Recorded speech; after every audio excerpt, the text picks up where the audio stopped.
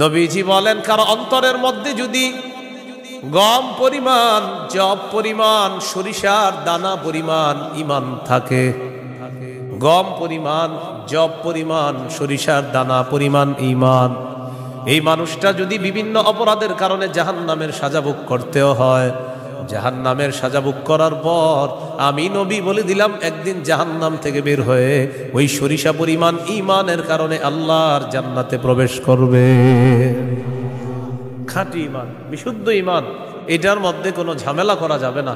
আল্লাহ কথাগুলা বুঝার তৌফিক দান করেন। দোকানের শাটারটা লাগাইতেছেন, অর্ধেক শাটার আপনি নিছেন, মুয়াজ্জিন মসজিদের মধ্যে বলে কদ কামাতিস সালাহ, কদ কামাতিস সালাহ, নামাজ দাঁড়ায় গেছে, নামাজ দাঁড়িয়ে গেছে। এই টাইমে কাস্টমার এসে কয় 10,000 টাকার সদায় লাগবে, টেনশনে পড়ে গেলেন, নামাজ 10,000, নামাজ 10,000, নামাজ 10,000, পুরাই টেনশনে আছে। আল্লাহ তাআলা বলেন সম্পদ যেন তোমাদেরকে আল্লাহর থেকে দূরে সরায় না দেয়।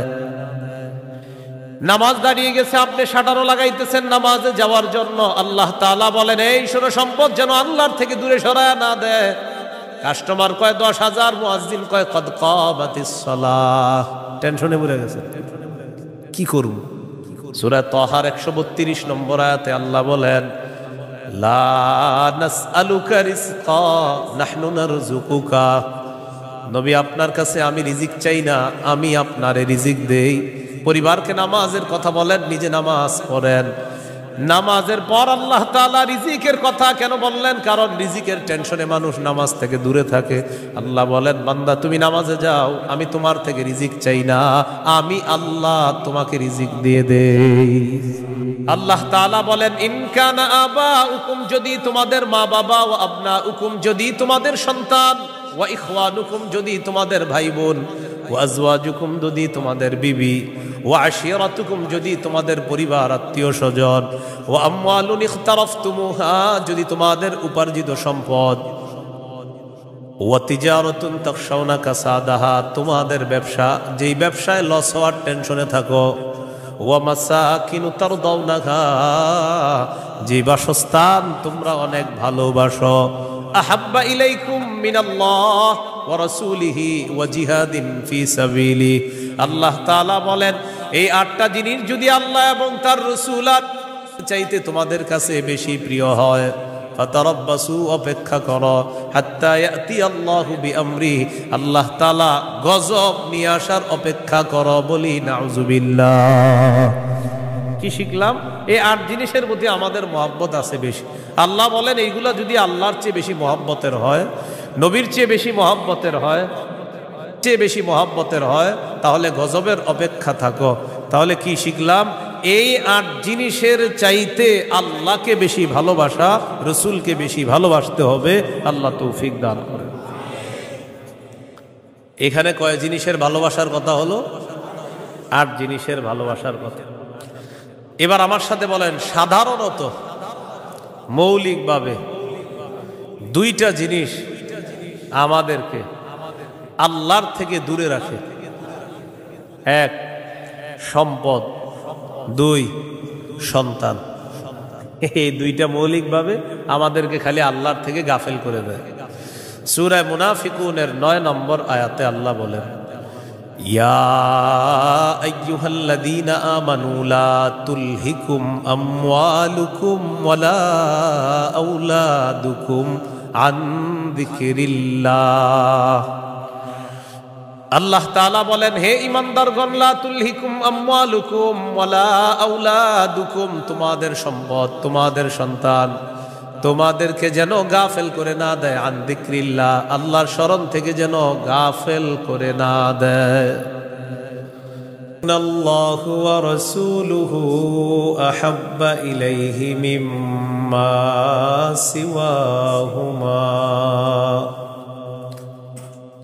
وأن يحب المرء لا يحبه إلا لله وأن يكره أن يعود في الكفر كما يكره أن يقذف في النار أو كما قال عليه الصلاة والسلام اللهم صل على محمد وعلى آل محمد كما صليت على إبراهيم وعلى آل إبراهيم إنك حميد مجيد اللهم بارك على محمد وعلى آل محمد كما باركت على إبراهيم وعلى آل إبراهيم إنك حميد مجيد اللهم إني أعوذ بك من شر لساني ومن شر سمعي ومن شر بصري ومن شر مني ভাই বক্সের আওয়াজ কমান ভাই বক্সের আওয়াজ কমান বক্সের আওয়াজ কমান জামিয়া মুহাম্মাদিয়া ইমদাদুল উলুম মাদ্রাসা গাজীপুর রওজাতুস সালিহাত মহিলা মাদ্রাসা গাজীপুরের উদ্যোগে হাফেজ ছাত্রদের পাগড়ি প্রদান উপলক্ষে ষষ্ঠ বার্ষিক ইসলামী মহাসম্মেলনের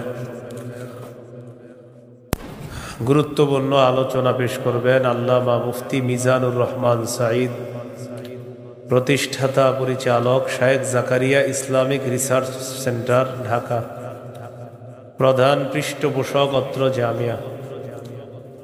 আল্লামা মুফতি আজিম উদ্দিন দামাত বরকাতুহুমুল আলিয়া, শাইখুল হাদিস জামিয়া নুরিয়া কামরাঙ্গীরচর ঢাকা। গুরুত্বপূর্ণ আলোচনা করবেন মাওলানা হাফিজুর রহমান সিদ্দিক কুয়াকাটা, মোহতামিম জামিয়া তালিমিয়া মাদ্রাসা আদর্শনগর ঢাকা। মুফতি আব্দুল হালিম মুফাসসিরে কোরআন খুলনা, মুফতি উবাইদুল্লাহ বিন সাঈদ ইমাম ও খতিব বাইমাইল কেন্দ্রীয় জামে মসজিদ কোনাবাড়ি গাজীপুর। উপস্থিত হজরত উলামায়ে কেরাম, মুসলমান ভাইয়েরা, আল্লাহ তাআলার দরবারে শুকরিয়া আদায় করছি। ভাই আওয়াজ বাড়ায়েন না, এক তো বক্সের আওয়াজ কমানোর পরে মাইক বাড়াইছেন, আবার বাড়ায়েন না কমান, আওয়াজ কমান পরে বাড়ায়েন, আমার সময় যত পারেন কমান, আরো কমায় দিবেন। হ্যাঁ, উপস্থিত হজরত, ঠিক আছে এবার উপস্থিত হজরত উলামায়ে কেরাম, মুসলমান ভাইয়েরা, আল্লাহ তাআলার দরবারে শুকরিয়া আদায় করছি। আল্লাহ আমাদেরকে এই মাহফিলে উপস্থিত হওয়ার তৌফিক দান করেছেন বলি আলহামদুলিল্লাহ। আমি আপনাদের সামনে সূরাতুল বাকারার 256 নম্বর আয়াতে কারিমা থেকে কয়েকটি আয়াত তেলাওয়াত করলাম। 256 নম্বর আয়াতে আল্লাহ তাআলা দ্বীনের ব্যাপারে আমাদেরকে দিক নির্দেশনা দিয়েছেন। লা ইকরাহা ফিদ্দীন, দ্বীন গ্রহণ করার ক্ষেত্রে জোর করা যাবে না। কাউকে দ্বীন গ্রহণ করার ক্ষেত্রে, ইসলাম গ্রহণ করার ক্ষেত্রে জোর করা যাবে না। তবে ইসলামের দাওয়াত দেওয়া যাবে, ইসলামের সৌন্দর্যতা তাদের সামনে পেশ করা যাবে। সূরা আলী ইমরানের 19 নম্বর আয়াতে আল্লাহ বলেন, ইন্নাদ-দীনা ইনদাল্লাহিল ইসলাম, নিশ্চয়ই দ্বীন আল্লাহর কাছে ইসলাম। এটা হলো আয়াতের অনুবাদ। নিশ্চয়ই দ্বীন আল্লাহর কাছে ইসলাম, মানে আল্লাহর কাছে একমাত্র দ্বীন হলো ইসলাম। সূরা আলী ইমরানের 85 নম্বর আয়াতে আল্লাহ বলেন, وَمَن يَبْتَغِ غَيْرَ الْإِسْلَامِ دِينًا فَلَن يُقْبَلَ مِنْهُ। যে ব্যক্তি ইসলাম ছাড়া অন্য কোনো দিনকে গ্রহণ করে, অন্য কোনো কিছুকে দিন হিসাবে গ্রহণ করে, ফালাই ইউকবালা মিন, এটা তার থেকে গ্রহণ করা হবে না। কেউ যদি ইসলাম ছাড়া অন্য কোনো কিছুকে দিন হিসাবে গ্রহণ করে, এটা তার থেকে গ্রহণ করা হবে না, মানে ইসলাম ছাড়া অন্য কোনো দিন গ্রহণযোগ্য না। এটা অন্যকে দাওয়াত দিয়ে বোঝানো যাবে। জাহিলি যুগের বন্ধা নারীরা, যাদের সন্তান হয় না, এই জাতীয় নারীরা মানত করলো, আমার যদি ছেলে হয় ছেলের ইহুদি বানাবো। নাউজুবিল্লাহ। কি বানাবে? নাজিবি গোত্রের ইহুদিদেরকে বের করে দেওয়ার জন্য হুকুম আসলো। ইহুদিদের আত্মীয় স্বজন যারা আছে তারা চিন্তা করলো, আমাদের আত্মীয় স্বজন যারা, তাদেরকে মুসলমান বানায়া মদিনায় রেখে দিই।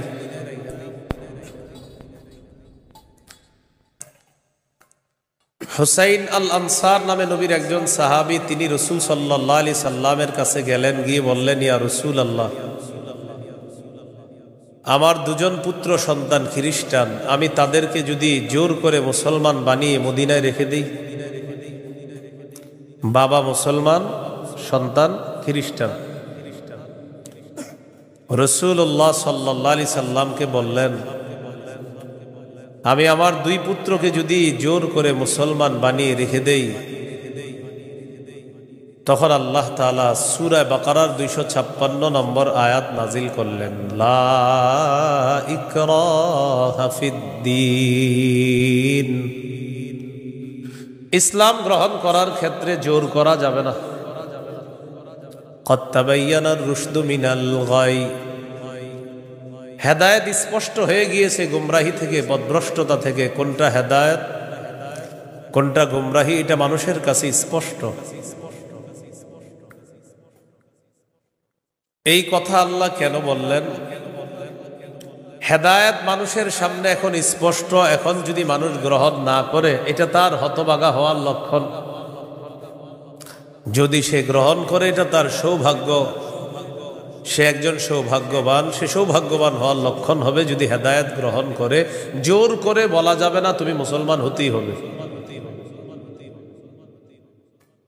ফামান ইয়াকফুর বিত-তাগুতি ওয়া ইউমিন বিল্লাহ ফাকাদ ইসতামসাকা বিল উরওয়াতিল উসকা লা ইনফিসামা লাহা।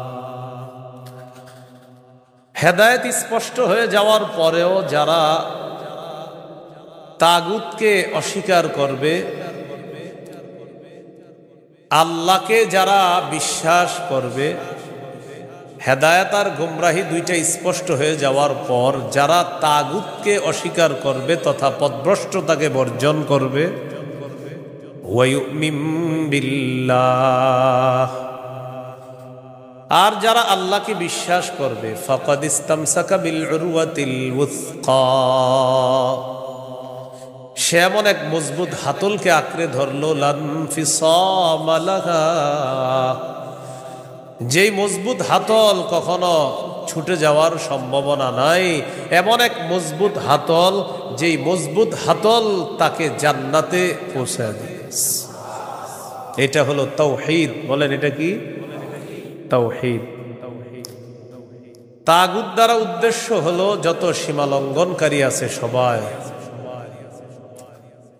আল্লাহ তাআলা বলেন, ফামান ইয়াকফুর বিত-তাগুতি ওয়া ইউমিন বিল্লাহ, যারা তাগুতকে অস্বীকার করবে আর আল্লাহকে বিশ্বাস করবে, ফাকাদ ইসতামসাকা বিল উরওয়াতিল উসকা লা ইনফিসামা লাহা, তারা এমন এক মজবুত হাতল আঁকড়ে ধরলো যেটা ছুটে যাওয়ার সম্ভাবনা নাই, বিচ্ছিন্ন হওয়ার সম্ভাবনা নাই। এই মজবুত হাতলের নাম হলো তাওহীদ, আল্লাহর একত্ববাদ স্বীকার করা। তাওহীদের মৌলিক 4টি শর্ত। প্রিয় ভাইয়েরা, কয় শর্ত? 1 নম্বর, আল্লাহ ছাড়া কোনো ইলাহ নাই এই বিশ্বাস নিয়ে মৃত্যুবরণ করা। 2 নম্বর, আল্লাহ ছাড়া কোনো ইলাহ নাই এই কথা মুখে বলবো, পাশাপাশি এই কথায় সামান্যতম সন্দেহ করা যাবে না। 3 নম্বর, আল্লাহ ছাড়া কোনো ইলাহ নাই মুখে বলার পাশাপাশি অন্তরে বিশ্বাস করা। 4 নম্বর, সবচাইতে বেশি আল্লাহকে ভালোবাসা। এই হলো তাওহীদের 4 শর্ত। তাওহীদের কয় শর্ত? 1 নম্বর, আল্লাহ ছাড়া কোনো ইলাহ নাই এই বিশ্বাস নিয়ে মৃত্যুবরণ করা। 2 নম্বর, আল্লাহ ছাড়া কোনো ইলাহ নাই এই কথায় সন্দেহ করা যাবে না। 3 নম্বর, আল্লাহ ছাড়া কোনো ইলাহ নাই এটা মুখে বলা, অন্তরে বিশ্বাস করা। 4 নম্বর, আল্লাহকে সবচেয়ে বেশি ভালোবাসা। এই হলো তাওহীদের 4 শর্ত। বাইরের মাইকের আওয়াজ আবার বাড়াইছেন, ঠিক না? ওইটা কমান, ওইটাও কমান। আপনি পরে বাড়ান, আমার বয়ানটা একটু কমান না, সমস্যা নেই। বুঝে না কিছু, মানে আমি এটা আপনার জন্য ভালো। আরো বুঝে না, এর কথা হলো ফাটাইতে হবো, বুঝতে হবো আমার মাইক এরকম এরকম। আমি তো বলছি না খারাপ, আমি বলছি খারাপ, আমি তো ভালোই বলছি। তা আমি বয়ান করতে সামনে দাওয়াত দিয়ে না, এত মাইক লাগাইলে। কিন্তু বারবার মাহফিলে বলি, মাইক কম হবে ওই মাহফিলে দাওয়াত অটোমেটিক পাবেন, বেশি মাহফিল মাইক হবে আর দাওয়াত পাবেন না। সোজা হিসেবে আমার বয়ানে মাইক কম থাকতে হবে, এটা আমি আলাদা বিষয়। মাইক যত কম হবে, যদি আবেদন করেন যে হুজুর মাইক 2টা, তো দেখবেন আর দাওয়াত আগে দিব আপনাকে। মাইক বেশি লাগাবেন, আমার পাবেন না, সোজা হিসাব। মাইক কমাইতে হবে আমার বয়ানে কারো যেন কোনো ক্ষতি না হয়, মাথায় রাখবেন। তাওহীদের 4টা শর্ত।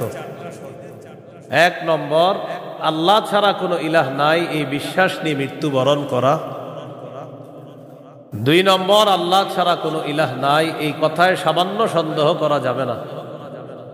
3 নম্বর, আল্লাহ ছাড়া কোনো ইলাহ নাই এটা মুখেও বলা, অন্তরে বিশ্বাস করা। 4 নম্বর, আল্লাহকে সবচেয়ে বেশি ভালোবাসা। 1 নম্বর শর্ত, আল্লাহ ছাড়া ইলাহ নাই এই বিশ্বাস নিয়ে মৃত্যুবরণ করা। সহিহ বুখারীর 26 নম্বর হাদিস। এই হাদিসের বর্ণনাকারী উসমান রাদিয়াল্লাহু তাআলা তিনি বলেন, عن عثمان رضي الله تعالى عنه قال قال رسول الله صلى الله عليه وسلم من مات وهو يعلم أنه لا إله إلا الله دخل الجنة। নবীজি বলেন, কেউ যদি এই বিশ্বাস নিয়ে মারা যায় আল্লাহ ছাড়া কোনো ইলাহ নাই, আমি নবী বলে দিলাম দাখালাল জান্নাহ, সে জান্নাতে প্রবেশ করবে। সহিহ বুখারীর বর্ণনা 1237 নম্বর হাদিস, 1237। জিবরিল আমিন নবীর কাছে আসছে, আসার পর বললেন, বাশির উম্মাতাকা আন্নাহু মান মাতা মিন উম্মাতিক লা ইউশরিকু বিল্লাহি শাইআ দাখালাল জান্নাহ। জিবরিল আমিন আসছে, আসার পর বলে, ইয়া রাসূলুল্লাহ, আপনার উম্মতের মধ্যে যারা শিরিক না করে মারা যাবে, আল্লাহ তাআলা আমাকে পাঠিয়েছে আপনাকে বলার জন্য, শিরিক করা ছাড়া যারা মারা যাবে আপনি ওই উম্মতকে জান্নাতে প্রবেশের সুসংবাদ জানায়া দেন। বুঝে আসছেন সবার? তাহলে 1 নাম্বার, আল্লাহ ছাড়া কোনো ইলাহ নাই এই বিশ্বাস নিয়ে মৃত্যুবরণ করা। একদিন এক ফেরেশতা নবীজির কাছে আসছে। নবীজি সাল্লাল্লাহু আলাইহি সাল্লাম বলেন, আতানি আতিম মির রাব্বি ফাখায়্যারানি বাইনা আন ইউদখিলা নিসফা উম্মতি আল জান্নাহ ওয়া বাইনা আশ-শাফাআহ। নবী বলেন, একজন ফেরেশতা আমার কাছে আসছে, আসার পর আমাকে 2টি বিষয়ের স্বাধীনতা দিয়েছে, যে কোনো একটা গ্রহণ করার জন্য। ফেরেশতা আমাকে বলল, হাবিব, আপনি যদি চান আপনার অর্ধেক উম্মত আপনি জান্নাতে নিতে পারবেন, আর যদি চান আপনি সুপারিশ করতে পারবেন, তবে 2টি গ্রহণ করা আপনার জন্য। এই সুযোগ আপনি পাবেন না, যে কোনো একটি গ্রহণ করতে হবে। হয়তো অর্ধেক উম্মত জান্নাতে নিবেন, না হয় আপনি সুপারিশ গ্রহণ করবেন। আমাদের নবী বলেন ইখতারতুশ শাফাআ, আমি সুপারিশ করাটাই আল্লাহর থেকে গ্রহণ করে নিলাম। বলেন তবে, বলেন সবাই বলেন তবে। এই সুপারিশ শুধু তারাই পাবে যারা শিরিক করবে না। নবীজি বলেন ওয়াহিয়া লিমান লা ইউশরিকু বিল্লাহি শাইআ, আমার সুপারিশ শুধু তারাই পাবে যারা আল্লাহর সাথে শিরিক করবে না, তারাই শুধু আমার সুপারিশ পাবে, অন্যরা কিন্তু আমার সুপারিশ পাবে না। সহিহ বুখারীর বর্ণনা 99 নম্বর হাদিসে আল্লাহর নবীর সাহাবী আবু হুরায়রা রাদিয়াল্লাহু তাআলা আর নবীকে প্রশ্ন করলেন, মান আসআদুন নাসি বিশাফাআতিকা ইয়াউমাল কিয়ামাতি ইয়া রাসূলুল্লাহ, হুজুর কিয়ামতের ময়দানে আপনার সুপারিশের মাধ্যমে কোন ব্যক্তি সবচেয়ে সৌভাগ্যবান হবে আমাকে একটু বলেন। নবীজি বললেন, আবু হুরায়রা, আমি জানতাম তোমার আগে এই প্রশ্ন আমাকে কেউ করবে না। লিমা রাআইতু মিন হিরসিকা আলাল ইলম, ইলমের প্রতি তোমার যে আগ্রহ, বিদ্যার প্রতি তোমার যে আগ্রহ, আমি জানতাম তোমার আগে এই প্রশ্ন আমাকে কেউ করবে না, তুমি যেই প্রশ্নটা করছো। তো যেহেতু তুমি প্রশ্নটা করেই ফেলছো, উত্তরটা নাও।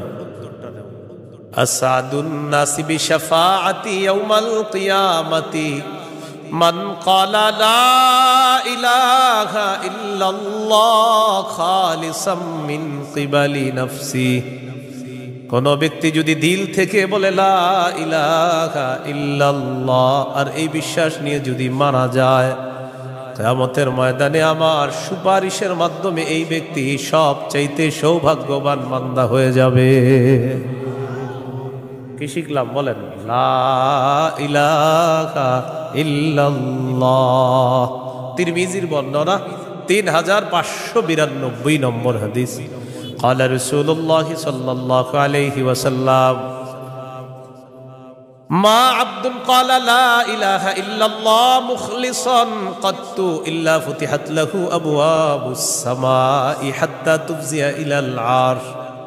নবীজি বলেন, কোন বান্দা যদি একবার ইখলাসের সাথে লা ইলাহা ইল্লাল্লাহ পাঠ করে, আল্লাহর আসমানের সবগুলা দরজা খুলে দেওয়া হয়, তার লা ইলাহা ইল্লাল্লাহ যেন আরশ পর্যন্ত পৌঁছে যায়। তাওহীদের কয় শর্ত ভুলে গেছে? কয় শর্ত? 1 নম্বর, আল্লাহ ছাড়া ইলাহ নাই, এই বিশ্বাস নিয়ে মরতে হবে। 2 নম্বর, আল্লাহ ছাড়া কোনো ইলাহ নাই, এই কথায় সামান্য সন্দেহ করা যাবে না। সূরা হুজুরাতের 15 নম্বর আয়াতে আল্লাহ বলেন, ইন্নামাল মুমিনুনা আল্লাযীনা আমানু বিল্লাহি ওয়া রাসূলিহি সুম্মা লাম ইয়ারতাবু ওয়া জাহাদু বিআমওয়ালিহিম ওয়া আনফুসিহিম ফী সাবিলিল্লাহ উলাইকা হুমুস সাদিকুন।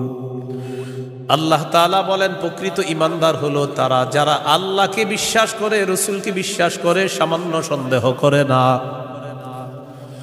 ওয়া জাহাদু বিআমওয়ালিহিম ওয়া আনফুসিহিম ফী সাবিলিল্লাহ, যারা নিজেদের জান-মাল নিয়ে আল্লাহর রাস্তায় লড়াই করে। আল্লাহ বলেন, উলাইকা হুমুস সাদিকুন, আমি আল্লাহ তাদেরকে কোরআনে খাঁটি সত্যবাদী বলে ঘোষণা করলাম। এরা খাঁটি সত্যবাদী, আল্লাহকে বিশ্বাস করে, রাসূলকে বিশ্বাস করে, একটু সন্দেহ করে না। 3 নম্বর শর্ত, লা ইলাহা ইল্লাল্লাহ, আমি মুখে উচ্চারণ করলাম আল্লাহ ছাড়া কোনো ইলাহ নাই, অন্তরেও বিশ্বাস করা। মুখে বললাম আল্লাহ ছাড়া কোনো ইলাহ নাই, অন্তরে যদি ঝামেলা থাকে এটা হবে মুনাফিক মার্কা শয়তান, নেফাকি হবে। এটা কি হবে বলেন তো? সবাই বলেন কি হবে? নেফাকি হবে। মুখে বলতে হবে, অন্তরেও স্বীকার করতে হবে। সূরাতুল ফাতহির 11 নম্বর আয়াতে আল্লাহ বলেন, ইয়াকুলুনা বিআলসিনাতিহিম মা লাইসা ফি কুলুবিহিম, তারা তাদের মুখ দিয়ে এমন কথা বলে যা তাদের অন্তরের কথা না। তাহলে বলেন তো, তাওহীদের 3 নম্বর শর্ত, মুখে বললাম একটা আর অন্তরে আরেকটা, শর্ত পূরণ হবে? মুখে যা বলবো অন্তরেও তা যদি হয়, এটা 3 নম্বর শর্ত পূরণ হবে। অন্তরে যদি ঈমান সরিষার দানা পরিমাণও হয় একদিন জান্নাতে যাবে। সহিহ বুখারীর 44 নম্বর হাদিস। قال رسول الله صلى الله عليه وسلم يخرج من النار من قال لا إله إلا الله وفي قلبه وزن شعيرة من خير وفي قلبه وزن برة من خير وفي قلبه وزن ذرة من خير। নবীজি বলেন, কারো অন্তরের মধ্যে যদি গম পরিমাণ, জব পরিমাণ, সরিষার দানা পরিমাণ ঈমান থাকে, গম পরিমাণ, জব পরিমাণ, সরিষার দানা পরিমাণ ঈমান, এই মানুষটা যদি বিভিন্ন অপরাধের কারণে জাহান্নামের সাজা ভোগ করতেও হয়, জাহান্নামের সাজা ভোগ করার পর আমি নবী বলে দিলাম একদিন জাহান্নাম থেকে বের হয়ে ওই সরিষা পরিমাণ ঈমানের কারণে আল্লাহর জান্নাতে প্রবেশ করবে। খাঁটি ঈমান, বিশুদ্ধ ঈমান, এটার মধ্যে কোনো ঝামেলা করা যাবে না। আল্লাহ কথাগুলা বুঝার তৌফিক দান করেন। 4 নাম্বার শর্ত, সবচেয়ে বেশি আল্লাহকে ভালোবাসো। বলেন কাকে ভালোবাসো? সবাই আমার সাথে বলেন, সাধারণত বলেন। আমরা 8টি জিনিসকে বেশি ভালোবাসি। 8 জিনিসের প্রতি আমাদের মহাব্বত খুব বেশি। এই 8 জিনিসের চাইতেও আল্লাহকে, রসুলকে বেশি ভালোবাসতে হবে। কয় জিনিসের প্রতি টান আছে বেশি? 8 জিনিসের কথা আল্লাহ বলছে সূরা তাওবা 24 নম্বর আয়াত। আমি প্রথম আয়াতটা পড়ি, এরপর অনুবাদ করব, আমরা সবাই গণব। আল্লাহ তাআলা বলেন, কুল ইন কানা আবাউকুম ওয়া আবনাউকুম ওয়া ইখওয়ানুকুম ওয়া আজওয়াজুকুম ওয়া আশীরাতুকুম ওয়া আমওয়ালুন ইকতারাফতুমুহা ওয়া তিজারাতুন তাখশাউনা কাসাদাহা ওয়া মাসাকিনু তারদাউনাহা আহাব্বা ইলাইকুম মিনাল্লাহি ওয়া রাসূলিহি ওয়া জিহাদিন ফি সাবিলিহি ফাতারাব্বাসু হাত্তা ইয়াতিয়াল্লাহু বিআমরি। কত?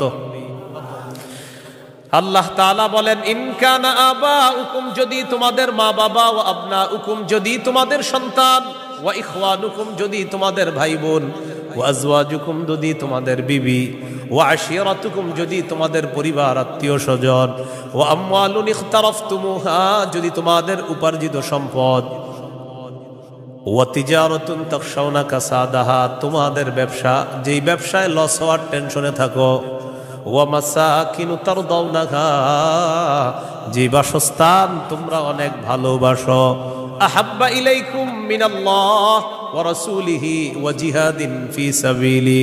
আল্লাহ তাআলা বলেন, এই 8টা জিনিস যদি আল্লাহ এবং তার রাসূল আর চাইতে তোমাদের কাছে বেশি প্রিয় হয়, ফাতারাব্বাসু, অপেক্ষা করো, হাত্তা ইয়াতিয়াল্লাহু বিআমরি, আল্লাহ তাআলা গজব নিয়ে আসার অপেক্ষা করো। বলি নাউযুবিল্লাহ।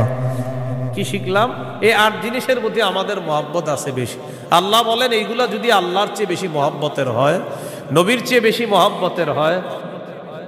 মহব্বতের হয়, তাহলে গজবের অপেক্ষা থাকো। তাহলে কি শিখলাম? এই 8 জিনিসের চাইতে আল্লাহকে বেশি ভালোবাসা, রসুলকে বেশি ভালোবাসতে হবে। আল্লাহ তৌফিক দান করেন। এখানে কয় জিনিসের ভালোবাসার কথা হলো?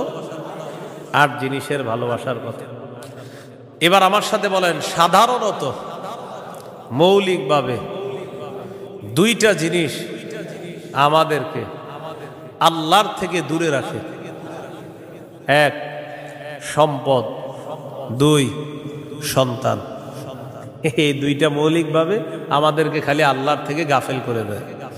সূরা মুনাফিকুনের 9 নম্বর আয়াতে আল্লাহ বলেন, ইয়া আইয়ুহাল্লাযীনা আমানু লা তুলহিকুম আমওয়ালুকুম ওয়ালা আওলাদুকুম আন যিকরিল্লাহ। আল্লাহ তাআলা বলেন, হে ঈমানদারগণ, লা তুলহিকুম আমওয়ালুকুম ওয়ালা আওলাদুকুম, তোমাদের সম্পদ, তোমাদের সন্তান তোমাদেরকে যেন গাফেল করে না দেয়, আন যিকরিল্লাহ, আল্লাহর স্মরণ থেকে যেন গাফেল করে না দেয়। দোকানের শাটারটা লাগাইতেছেন, অর্ধেক শাটার আপনি নিছেন, মুয়াজ্জিন মসজিদের মধ্যে বলে কদ কামাতিস সালাহ, কদ কামাতিস সালাহ, নামাজ দাঁড়ায় গেছে, নামাজ দাঁড়িয়ে গেছে। এই টাইমে কাস্টমার এসে কয় 10,000 টাকার সদায় লাগবে, টেনশনে পড়ে গেলেন, নামাজ 10,000, নামাজ 10,000, নামাজ 10,000, পুরাই টেনশনে আছে। আল্লাহ তাআলা বলেন সম্পদ যেন তোমাদেরকে আল্লাহর থেকে দূরে সরায় না দেয়। নামাজ দাঁড়িয়ে গেছে, আপনি শাটারও লাগাইতেছেন নামাজে যাওয়ার জন্য, আল্লাহ তাআলা বলেন এই শোনো সম্পদ যেন আল্লাহর থেকে দূরে সরায় না দেয়। কাস্টমার কয় 10,000, মুয়াজ্জিন কয় কদ কামাতিস সালাহ, টেনশনে পড়ে গেছে, কি করব? সূরা তাহার 132 নম্বর আয়াতে আল্লাহ বলেন লা নাসআলুকা রিজকা নাহনু নারযুকুকা, নবী আপনার কাছে আমি রিজিক চাই না, আমি আপনারে রিজিক দেই। পরিবারকে নামাজের কথা বলেন, নিজে নামাজ পড়েন।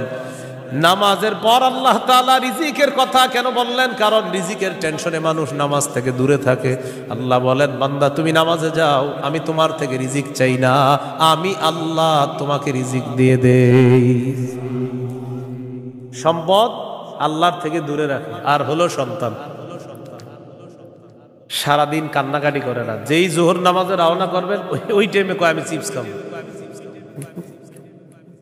সারাদিন কানবে না। যখন নামাজে যাবেন তখন এক দুনিয়ার যত কিছু আছে সব খাইতে মন চায়, ইবলিস এসে খোঁচায় কয়টা কয়টা কয়টা।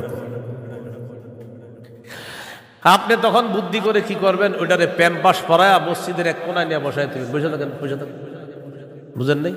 আর ইবলিস রে বলবেন ইবলিস তুমি যেই ঝামেলাটা আমার সাথে ডেলি নামাজের সময় করো, এই ঝামেলা করে কাজ হবে না। কারণ নামাজের সময় তুই যতবার আমার সন্তানরে খোঁচাবি, ওরে ততবার কাঁধে করে মসজিদে নিয়ে যাবো। প্যাম্পাস পরা ওটারও নিয়ে যাবেন মসজিদে, নিয়ে পাশে বসায় রাখবেন। ইবলিস বুঝা ফেলবে না এই রে খোঁচায় লাভ না, এরে খোঁচাইলে দিয়ে সন্তানও নামাজি বানায় ফেলবে। সুবহানাল্লাহ।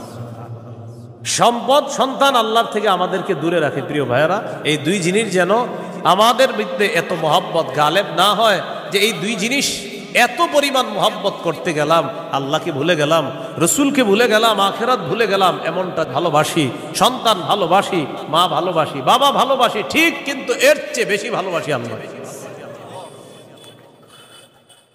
এই হলো আল্লাহকে সবচেয়ে, তাওহীদের কয় শর্ত? 4 নাম্বার। সবচেয়ে বেশি কাকে ভালোবাসা?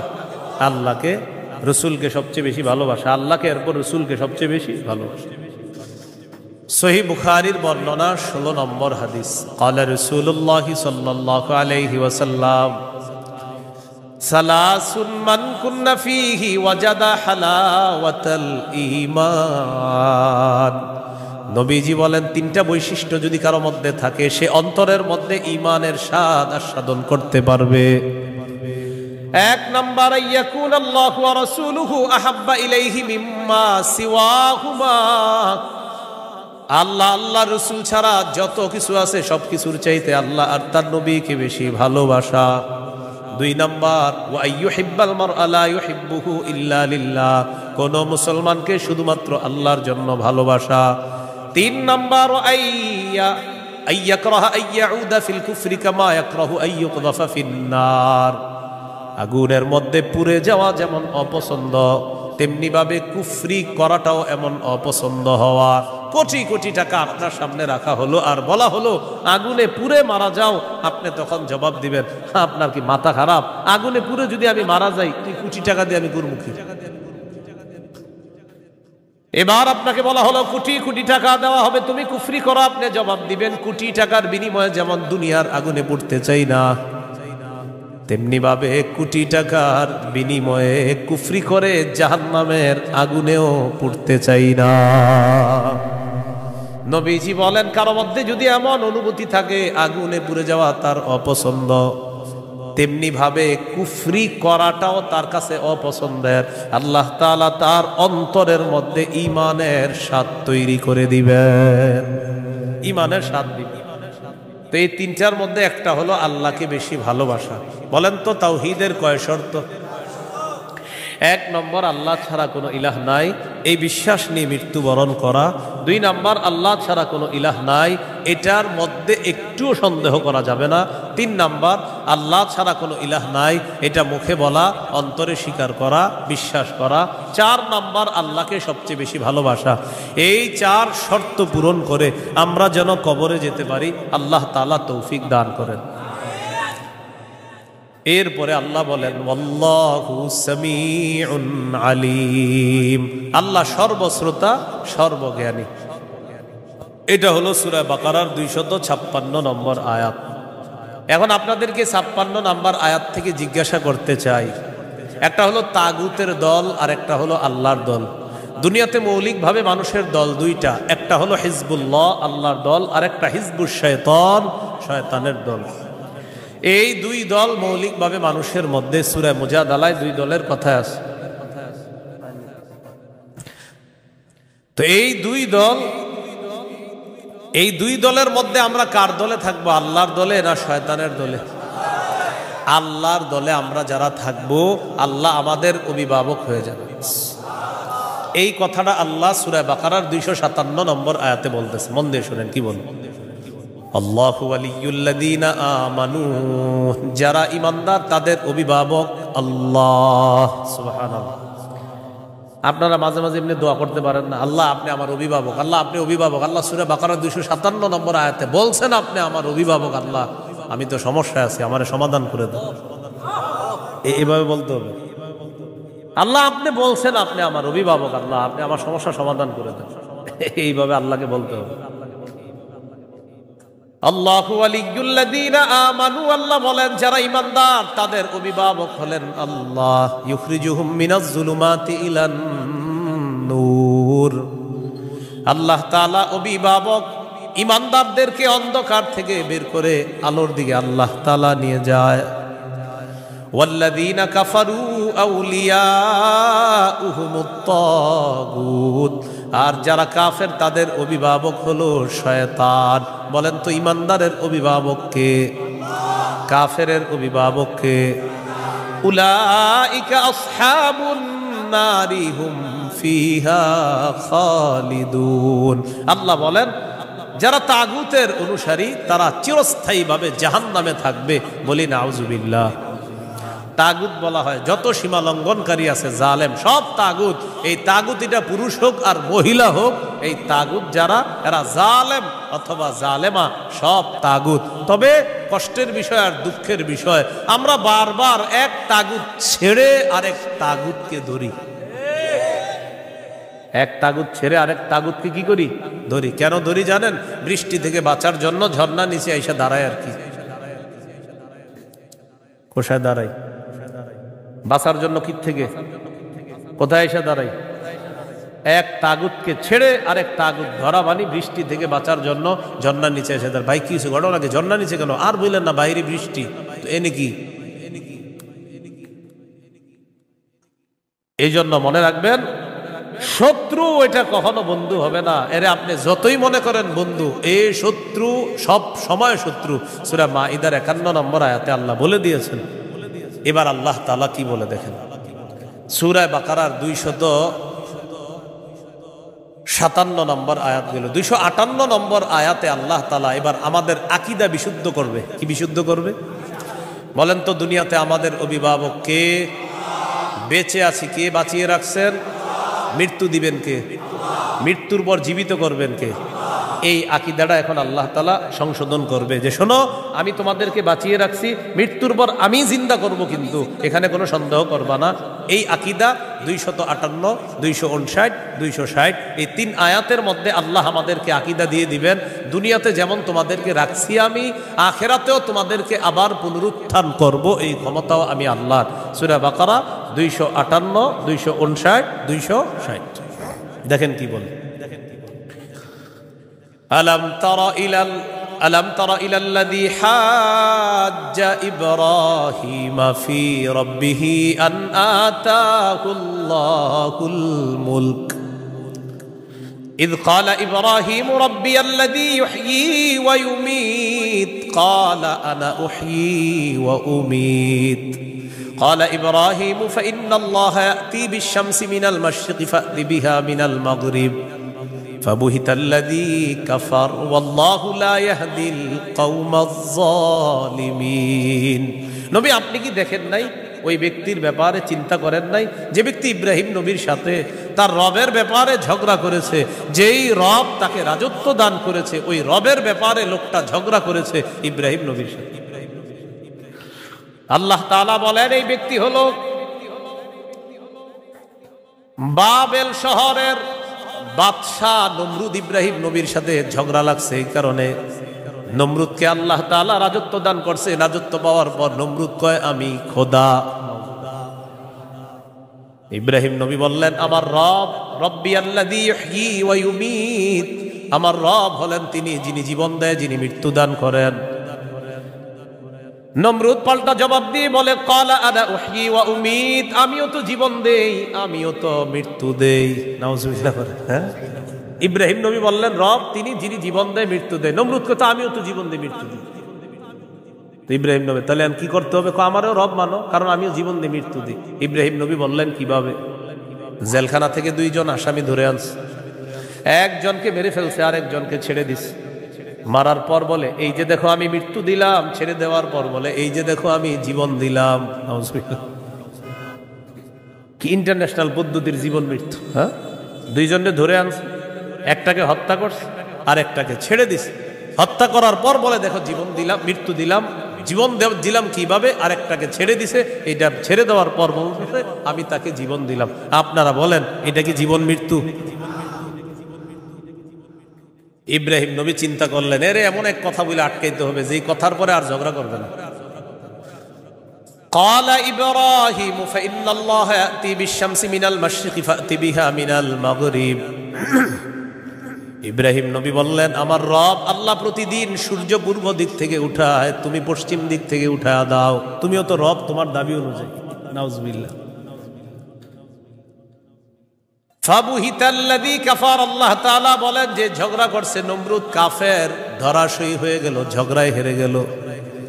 মুফাসসিরিনে কেরাম বলেন নমরুদ পাল্টা বলতে পারতো ইব্রাহিম আমি সূর্য পশ্চিম দিক থেকে উঠাতে পারবো না, তোমার রব আল্লাহ প্রতিদিন পূর্ব দিক থেকে সূর্য উঠায়, আমি তো পারবো না। তুমি তোমার রব আল্লাহকে বলো সূর্যটা যেন পশ্চিম দিক থেকে উঠায় দেখা দেয়। মুফাসসিরিনে কেরাম বলেন নমরুদ বুঝে শুনেই পাল্টা চ্যালেঞ্জ দেয় নাই। কেন দেয় নাই? নমরুদ কিন্তু চ্যালেঞ্জ দিতে পারতো পাল্টা, ইব্রাহিম তুমি আমারে বললা আমি যেন সূর্য পশ্চিম দিক থেকে উঠাই, তোমার রব যেহেতু পূর্ব দিক থেকে উঠায়, তো পাল্টা প্রশ্ন করতে পারতো নমরুদ ইব্রাহিম আমি তো পারলাম না, তোমার রব আল্লাহকে বলো আল্লাহ যেন সূর্যটা পশ্চিম দিক থেকে উঠায় দেখায়। মুফাসসিরিনে কেরাম বলে নমরুদ এটা বুঝে শুনেই পাল্টা প্রশ্ন করে নাই, কারণ নমরুদ জানে এই প্রশ্ন করলে ইব্রাহিম চ্যালেঞ্জ গ্রহণ করবে, আল্লাহকে বলবে আল্লাহ সাথে সাথে সূর্য পশ্চিম দিক থেকে উঠায় দেখায়। আর এটা যদি করে ফেলে নমরুদের দল ছোট হয়ে যাবে, হালকা হয়ে যাবে। এই জন্য নমরুদ আর পাল্টা চ্যালেঞ্জ নেয় নাই। বলেন তো নমরুদকে রাজত্ব দিয়েছিল কে? দেওয়ার পর বলে আমি খোদা। কি বলে? আমি খোদা। এই জন্য প্রিয় ভাইয়েরা সামনের দিকে যাদেরকে আমরা শাসন ক্ষমতায় বসাবো, যাদেরকে আমরা দায়িত্ব দিব, বুঝে শুনে দায়িত্ব দিতে হবে। কি শুনে?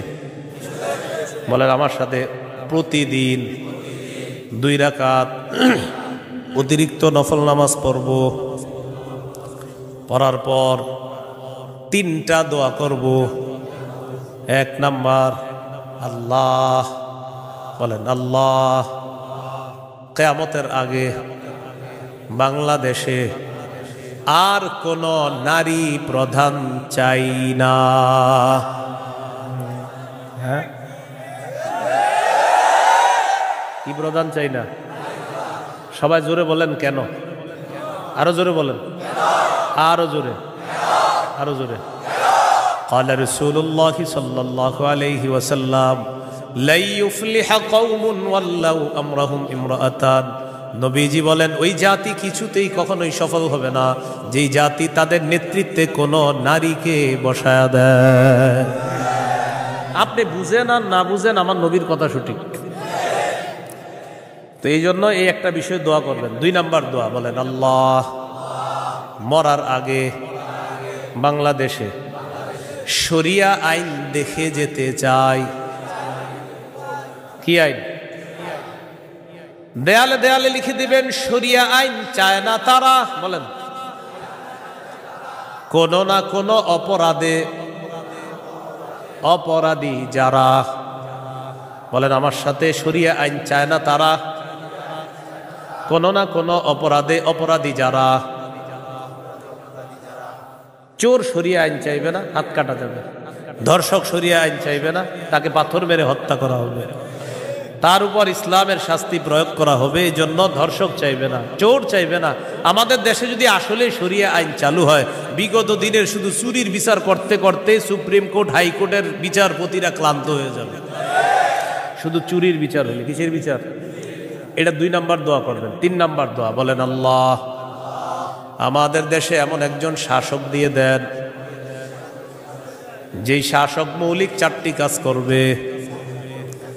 1 নাম্বার নামাজ কায়েম করবে, 2 নাম্বার যাকাত প্রতিষ্ঠিত করবে, 3 নাম্বার সৎ কাজের আদেশ করবে, 4 নাম্বার অসৎ কাজের নিষেধ করবে। সবাই বলেন দলিল, বলেন দলিল। সূরা হজ 41 নম্বর আয়াত। কোন সূরা? কত নম্বর আয়াত? এই আয়াতে আল্লাহ বলেন, আল্লাযীনা ইম্মাক্কান্নাহুম ফিল আরদি আকামুস সালাহ ওয়া আতাউয যাকাতা ওয়া আমারু বিল মারুফি ওয়া নাহাউ আনিল মুনকার। আল্লাহ তাআলা বলেন, আমি যাদেরকে দুনিয়ার শাসন ক্ষমতায় বসাই তাদের মৌলিক কাজ হবে 4টা। 1 নাম্বার আকামুস সালাহ, তারা রাষ্ট্রীয়ভাবে নামাজ কায়েম করতে হবে। রাষ্ট্রের প্রত্যেকটা নাগরিক যেন নামাজ পড়ে, এই দায়িত্ব পালন করতে হবে। 2 নাম্বার ওয়া আতাউয যাকাত, যাকাতের বিধান রাষ্ট্রীয়ভাবে চালু করতে হবে। আমাদের দেশে যদি রাষ্ট্রীয়ভাবে যাকাতের বিধান চালু হয়ে যায়, আর সব ধনীরা যদি 1 বছর যাকাত আদায় করে, কয় বছর? ওই বছর সুদ বলবে, যাকাত তুমি ভালো থেকো, আমি সুদ বিদায় নেই। কয় বছর? 1 বছর যদি যাকাত যারা দেয়, এরা যদি দেয়, সুদ বলবে, যাকাত তুমি থাকো, আমি চলে যাই, কারণ আমার আর থাকার জায়গা নাই। বলেন আমার সাথে, সুদে ফকির আরো ফকির হয়, যাকাতে ফকির আরো ধনী হয়। দলিল ইবনে মাজাহ 2279 নম্বর হাদিস। আবার বলেন, বলেন সুদে ফকির আরো ফকির হয়, যাকাতে ফকির ধনী হয়। বলেন আমাদের এই রাষ্ট্র সুদ ভিত্তিক হওয়ার কারণে এখন আমরা সবাই মোটামুটি ভিক্ষুক। কারণ আমাদের প্রত্যেকের মাথা পিছু 1,07,000 টাকা ঋণ। তো আপনি কোথায় ধনী? সুদের শেষ পরিণতি ভিক্ষা। এটা আপনার যদি বুঝে না আসে, কিছু করার নাই। আমার নবীর কথা যেটা বলবে নবী, আজ হোক কাল হোক, সেটা ফলবেই, কোনো সন্দেহ নেই। তো আমরা দাবি করি 90% মুসলমান, এখানে অর্থ ব্যবস্থা সুদ ভিত্তিক। এই জন্য আমরা স্লোগান পাল্টাবো, বলেন দারিদ্র বিমোচনে সুদ নয় যাকাত। বলেন তো দারিদ্র বিমোচনে কি? হ্যাঁ, দারিদ্র বিমোচনে সুদ নয় যাকাত। এগুলা দেয়ালে লিখে দিবেন যে দারিদ্র বিমোচনে সুদ নয় যাকাত। লিখে দিবেন দারিদ্র বিমোচনে সুদ নয় যাকাত। লিখবেন সুদে ফকির আরো ফকির হয়, যাকাতে ফকির আরো ধনী হয়। নমরুদকে রাজত্ব দিছে আল্লাহ তাআলা, সে এখন বলে আমি খোদা। বলেন নাউজুবিল্লাহ। বলেন জীবন মৃত্যু কে দেয়? এটা হলো সূরা বাকারা 258 নম্বর আয়াত।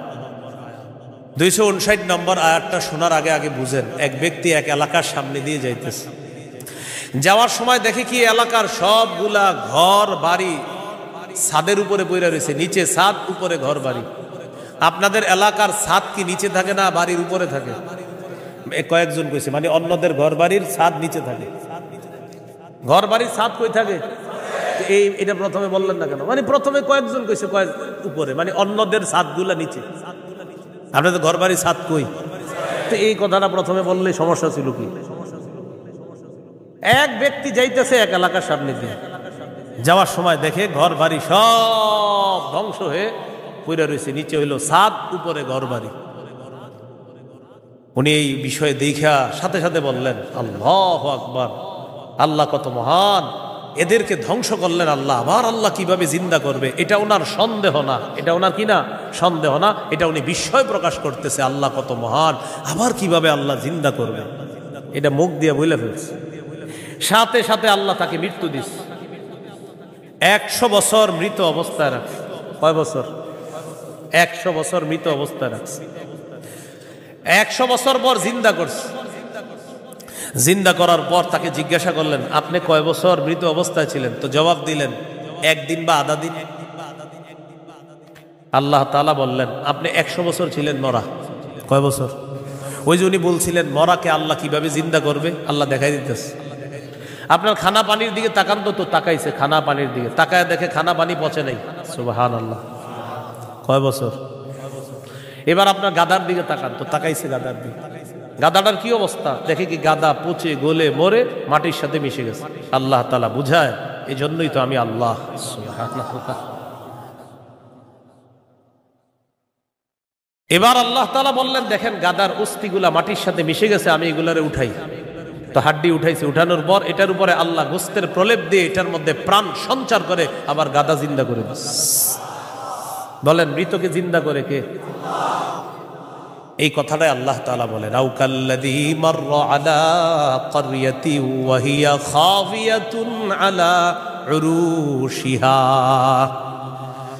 অথবা নবী আপনি কি ওই ব্যক্তির ব্যাপারে চিন্তা করেন নাই যে ব্যক্তি এক এলাকার সামনে দিয়ে গেছে, যাওয়ার সময় দেখে এলাকার সবগুলা ঘর বাড়ি ছাদের উপর পড়া, এর মানে ঘর বাড়িগুলা সব ধ্বংস। ক্বালা আন্না ইউহয়ী হাযিহিল্লাহু বা'দা মাউতিহা। তখন তিনি বললেন, আল্লাহ তাআলা কিভাবে তাদেরকে মৃত্যুর পর আবার পুনরায় জিন্দা করবেন। ফাআমাতাহুল্লাহু মিআতা আমিন। আল্লাহ তাআলা তাকে 100 বছরের জন্য মৃত্যু দিলেন। সুম্মা বাআসা, আবার তাকে জিন্দা করলেন। করার পর আল্লাহ বললেন, ক্বালা কাম লাবিস্তা, কতদিন আপনি এইভাবে মৃত অবস্থায় কাটিয়েছেন? তিনি জবাব দিলেন, লাবিস্তু ইয়াউমান আও বা'দা ইয়াউম, 1 দিন বা আধা দিন আমি মৃত অবস্থায় ছিলাম। কয়দিন? না আপনারা বলেন আসলে কয় বছর? আল্লাহ তাআলা বলেন, ক্বালা বাল লাবিস্তা মিআতা আমিন ফানজুর ইলা তাআমিকা ওয়া শারাবিকা লাম ইয়াতাসান্না। আপনি 100 বছর মরা ছিলেন, খানার দিকে তাকান, পানির দিকে তাকান, লাম ইয়াতাসান্না, পচে নাই। সুবহানাল্লাহ। ওয়ানজুর ইলা হিমারিকা, গাদাটার দিকে তাকান, গাদার দিকে তাকাইছে, তাকায় দেখে পচে গলে মাটির সাথে মিশে গেছে। আল্লাহ তাআলা বলেন, জানেননি কেন আপনাকে আমি মৃত্যু দিলাম, আবার 100 বছর পর আপনাকে আমি কেন জিন্দা করলাম? ওয়ালিনাজআলাকা আয়াতাল লিন্নাস, আমি আপনাকে দুনিয়ার মানুষের সামনে নিদর্শন হিসাবে রেখে দিলাম যে দেখো আমি আল্লাহ মৃতকে জিন্দা করি, এর দৃষ্টান্ত দুনিয়াতেই দেখায়া দিলাম। কয় বছর মৃত্যু রাখছে, এরপরে আল্লাহ আবার উঠেছে। এবার আল্লাহ বললেন, অনজুর ইলাল ইযামি কাইফা নুনশিজুহা, ওই যে আপনার গাদার অস্থিগুলা মাটির সাথে মিশে গেছে, দেখেন কিভাবে আমি উত্থিত করি। সুম্মা নাকসুহা লাহমা, এরপর দেখেন কিভাবে গোস্তের পোশাক হাড্ডিগুলার উপর পড়ায়া দেই। আল্লাহ গোস্তের পোশাক পরায়া প্রাণ সঞ্চার করে গাদা আবার জিন্দা করে। এবার তিনি বললেন, মানে কে? ওই যে যিনি বলছিলেন 100 বছর আগে আল্লাহ কিভাবে জিন্দা করবে, তখন তিনি বললেন, ক্বালা আ'লামু আন্নাল্লাহা আলা কুল্লি শাইইন কাদির। আমি বুঝতে পারছি, আমি জানি আল্লাহ সবকিছুর উপর ক্ষমতাবান। বলেন সবকিছুর উপর ক্ষমতাবান কে? 100 বছর মৃত রাইখা আবার জিন্দা করার ক্ষমতা কার? এখন আমি কি আপনাদেরকে বলছি লোকটাকে? এই লোকটাকে বলছি? বলি নাই। এলাকা কোনটা এটাও বলছি? বলি নাই। কোরআনে এলাকার নামও আসে নাই, ওই ব্যক্তির নামও আসে নাই। তবে মুফাসসিরিনে কেরাম বলেন, এই ব্যক্তি যে একজন নবী ছিলেন এতে সন্দেহ নেই। উনি একজন কি ছিলেন? নবী ছিলেন, এতে কোনো সন্দেহ নেই। এটা হলো মুফাসসিরিনে কেরামের বক্তব্য। মুআররিখিন যারা আছে, ঐতিহাসিকগণ, তারা বলেন আগে পরে গবেষণা করলে বোঝা যায় তিনি ছিলেন উযাইর আলাইহিস সালাম। কোন নবী? অথবা বলেন, অথবা আরমিয়া আলাইহিস সালাম, এটা একজন নবীর নাম। তাহলে ওই জনপদের সামনে দিয়ে যিনি গিয়েছেন তিনি একজন নবী ছিলেন, এই ব্যাপারটা স্পষ্ট। তবে তিনি কোন নবী ছিলেন, উজাইর নবী না আরমিয়া নবী, এই ব্যাপারে ঐতিহাসিকগণ বলেন তিনি হয়তো উজাইর নবী, না হয় আরমিয়া আলাইহিস সালাতু ওয়াস সালাম। এখন এলাকা এটা কোন এলাকা? ঐতিহাসিকগণ বলেন এলাকাটা বাইতুল মুকাদ্দাসের বুখতে নসর যে এলাকা দখল করেছিল, ওই বুখতে নসরের এলাকাটা ইতিহাস গবেষণা করলে বোঝা যায় ওই এলাকাটা আল্লাহ ধ্বংস করার পর তখন ওই নবী এলাকার সামনে দিয়ে গিয়েছিলেন। তাহলে এলাকার নাম সরাসরি কোরআনে নাই, এলাকার নাম সরাসরি হাদিসে নাই, নবীর নাম সরাসরি কোরআনে নাই, নবীর নাম সরাসরি হাদিসে নাই। মুফাসসির এবং ঐতিহাসিকগণ গবেষণা করে বলেন আগা গোড়া এটা গবেষণা করলে বোঝা যায় নবী ছিলেন হযরত উজাইর অথবা আরমিয়া, আর এলাকাটা ছিল বাইতুল মুকাদ্দাস। এই হলো সূরা বাকারার 259 নম্বর আয়াত। সূরা বাকারার 260 নম্বর আয়াত। এই আয়াতেও আল্লাহ আমাদের আকীদা স্বচ্ছ করবে যে দেখো দুনিয়াতে আমি তোমাদেরকে জিন্দা রাখছি, আবার আমি মৃত্যু দিব, আবার তোমাদেরকে পুনরুত্থান করব, এই ক্ষমতা। বিসমিল্লাহির রহমানির রহিম। আল্লাহুম্মা লাকাল হামদু ওয়া লাকাশ শুকর। সূরা বাকারা 260 নম্বর আয়াত আল্লাহ বলেন وَإِذْ قَالَ إِبْرَاهِيمُ رَبِّ أَرِنِي كَيْفَ تُحْيِي الْمَوْتَى قَالَ أَوَلَمْ تُؤْمِنْ قَالَ بَلَى وَلَكِنْ لِيَطْمَئِنَّ قَلْبِي قَالَ فَخُذْ أَرْبَعَةً مِنَ الطَّيْرِ فَصُرْهُنَّ إِلَيْكَ ثُمَّ اجْعَلْ عَلَى كُلِّ جَبَلٍ مِنْهُنَّ جُزْءًا ثُمَّ ادْعُهُنَّ يَأْتِينَكَ سَعْيًا وَاعْلَمْ أَنَّ اللَّهَ عَزِيزٌ حَكِيمٌ। স্মরণ করুন ওই সময়কে যখন ইব্রাহিম নবী বললেন রব্বি আরিনি কাইফা তুহয়িল মাউতা, আল্লাহ আপনি আমাকে দেখান আপনি কিভাবে মৃতকে জিন্দা করেন। আল্লাহ তাআলা বললেন ক্বালা আওয়ালাম তুমিন, ইব্রাহিম আপনি কি বিশ্বাস করেন না? ইব্রাহিম নবী জবাব দিলেন ক্বালা বালা ওয়ালাকিন লিয়াতমাইন্না কলবি, আল্লাহ অবশ্যই বিশ্বাস করি, তবে আমার অন্তরের প্রশান্তির জন্য আমি জানতে চাই আল্লাহ আপনি কিভাবে মৃতকে জিন্দা করেন। ভাই 259 আর 260 নম্বর আয়াতে একটা বিষয় কিন্তু মনে রাখেন, আমি আবার বারবার বলতেছি কথাটা। 259 নম্বর আয়াতে ওই যে নবী বললেন আল্লাহ কিভাবে মৃতদেরকে জিন্দা করবেন, এটা কিন্তু নবীর সন্দেহ না। আবার বলছি এটা কি না?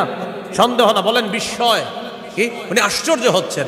আবার 260 নম্বর আয়াতে ইব্রাহিম নবী বলতেছে আল্লাহ আপনি আমারে দেখান কিভাবে মৃতকে জিন্দা করেন, এটাও ইব্রাহিম নবীর সন্দেহ না, বরং ইব্রাহিম নবী অন্তরকে শান্তি দিতে চায় আল্লাহ আপনি যে মৃতকে জিন্দা করেন এটা দেখলে আমার দিলে একটু ভালো লাগতো, শুধু এই কারণে আমি দেখতে চাই। তাহলে বিষয়টা কি সন্দেহ? নাউজুবিল্লাহ, কোন নবী সন্দেহ করতে পারে না।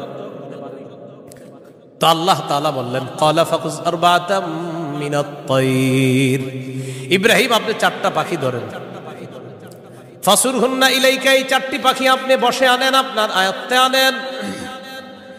আয়াতে আনার পর সুম্মা জাআল আলা কুল্লি জাবালিম মিনহুন্না জুজআ, 4টা পাখিকে আপনি চূর্ণ বিচূর্ণ করে টুকরা টুকরা করে ফেলবেন।